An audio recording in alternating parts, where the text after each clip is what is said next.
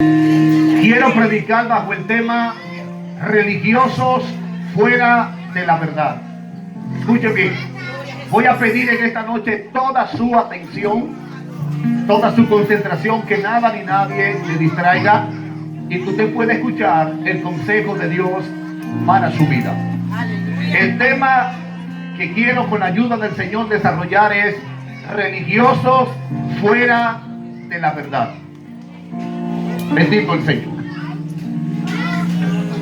Cuando yo leo la Biblia, especialmente Génesis capítulo 1, verso 26, allí la palabra del Señor dice que Dios creó al hombre a su imagen y semejanza.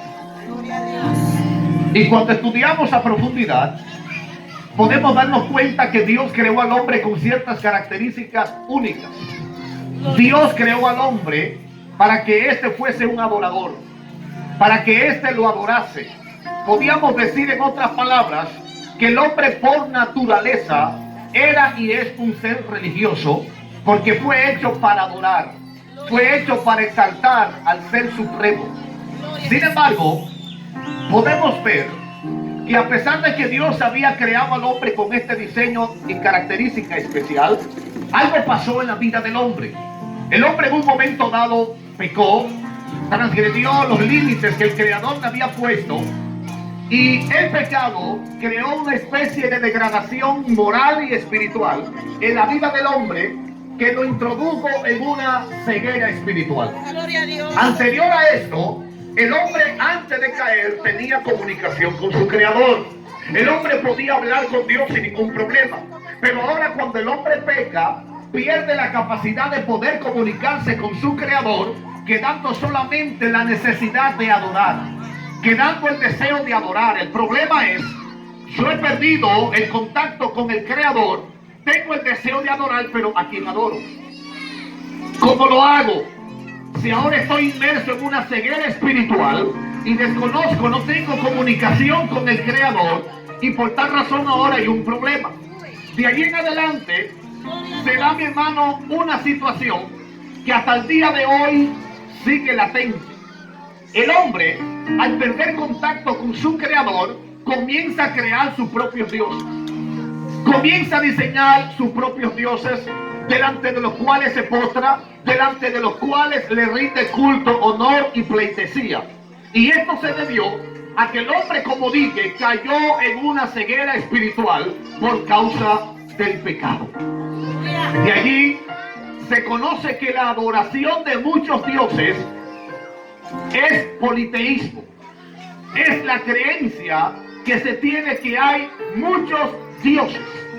En ese error cayó el hombre por cuanto había creado en su interior una degradación espiritual por causa del pecado.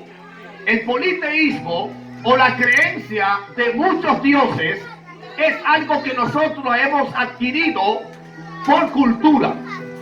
Es tan así que hay gente que hoy en día hace ciertas cosas sencillamente porque vio a alguien haciéndolo en su familia. Hay gente, por ejemplo, que tiene un altar en su casa y tiene ciertos dioses allí que le prende vela porque tal vez vio eso que lo hacía su madre o tal vez lo hacía su abuela. Y ellos quieren seguir la tradición de su padre o de su abuela y sencillamente quieren darle curso a lo que ella vio que se hacía en su familia. El problema no es este. El problema no es que mi abuela lo hacía. El problema no es que mi madre lo hacía. La gran pregunta que yo tengo que hacerme es ¿hasta qué punto eso que hacía mamá o mi abuela está relacionado con la verdad de Dios? ¿Hasta dónde eso tiene una relación con lo que Dios nos dice en su palabra? Porque nosotros no podemos imitar sencillamente porque vemos a alguien haciendo algo. Nosotros debemos perseguir la verdad para practicar aquello que tiene relación con lo que Dios ha revelado en su palabra. De allí podemos ver que entonces hay mucha gente en el mundo que son religiosos, muy devotos, pero tienen un gran problema. Están adorando aquello que no es Dios. Están adorando aquello que nada tiene que ver con Dios. Por el contrario, están adorando algo que Dios en su palabra condena. Y es allí donde debe darse un despertar. Es allí donde debemos descubrir qué es lo que Dios quiere y espera de cada uno de nosotros. Porque sencillamente no podemos seguir adorando algo que Dios condena. Estamos adorando lo que no es Dios. El politeísmo, que repito, no es más que la creencia de muchos dioses, es un error que bíblicamente lo podemos constatar, y también es inseguridad.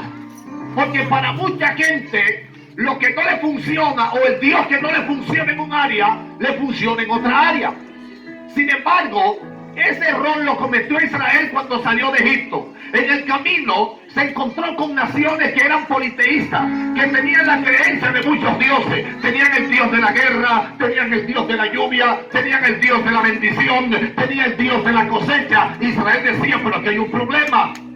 Nuestros enemigos tienen varios dioses.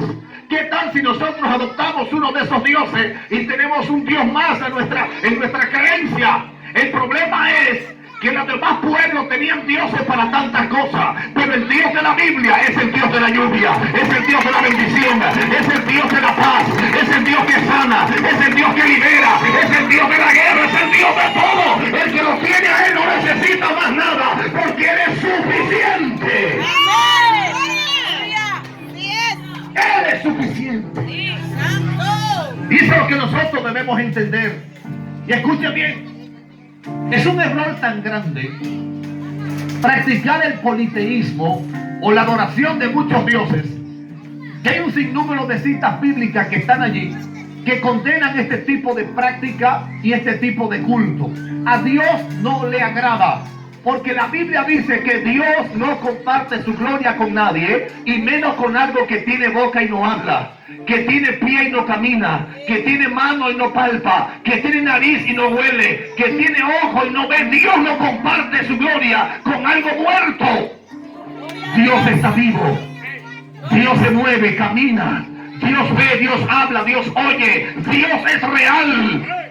Y eso es lo que usted y yo debemos conocer en esta hora, para que entendamos que si necesitamos un despertar, es despertar a una realidad espiritual donde podamos ver que el Dios verdadero es único, es incomparable, y que cuando lo tenemos a Él, lo tenemos todo. Pablo fue un predicador del mensaje del Evangelio de Jesucristo. Y Pablo, como misionero, se embarcó en ciertos viajes a llevar el Evangelio a ciertos lugares donde nunca el Evangelio había llegado. Y la Biblia dice que Pablo llegó a un lugar conocido como Atenas. Atenas para aquel entonces era una ciudad cosmopolita, representaba, como quien dice, la capital del mundo. Allí convergían muchas nacionalidades, allí habían gente de diferentes pueblos y culturas. Sin embargo, siendo una ciudad cosmopolita, dice que entonces había un monumento para cada dios de cada nación o de cada persona que era de una nación diferente. Por ejemplo, si yo era dominicano y estaba allá en Atenas, había un santuario donde estaba dedicado en honor a la patrona de República Dominicana, para que yo como dominicano encontrase un santuario que se identificase con la deidad mía, que era la patrona de mi pueblo, y yo me sintiera a gusto allí, pudiera adorar sin ningún problema. El pueblo estaba lleno de santuarios, el pueblo estaba lleno de monumentos. Sin embargo, había algo. 600 años antes de que Pablo llegara a Atenas, se había desatado una peste en toda Atenas. Y había un famoso poeta que dijo, bueno, aquí tenemos que hacer algo. Vamos a soltar 50 cabras negras y 50 cabras blancas. Donde se echen las cabras negras, vamos a levantar un monumento. Y alguien dijo, bueno, el problema es que esta ciudad está llena de ídolos. Y si entonces ese chivo, esa cabra, se postra ante cualquier santuario, ¿qué hacemos? Dice, pues lo sacrificamos en honor a ese Dios que está allí. Pero entonces si ese chivo se acuesta en un lugar donde no hay santuario, pues entonces levantamos un santuario al Dios desconocido. En honor a eso, se levantó en Atenas un santuario que tenía esta inscripción: al Dios no conocido. Imagínense lo religiosos que eran esa gente. Tenían tantos santuarios que ellos decían, si existe un Dios desconocido, a ese también lo adoramos aquí en Atenas. Esa fue la ocasión que encontró Pablo. Pablo, cuando llegó allí, dice que vio la ciudad entregada a la idolatría. La gran pregunta de Pablo es: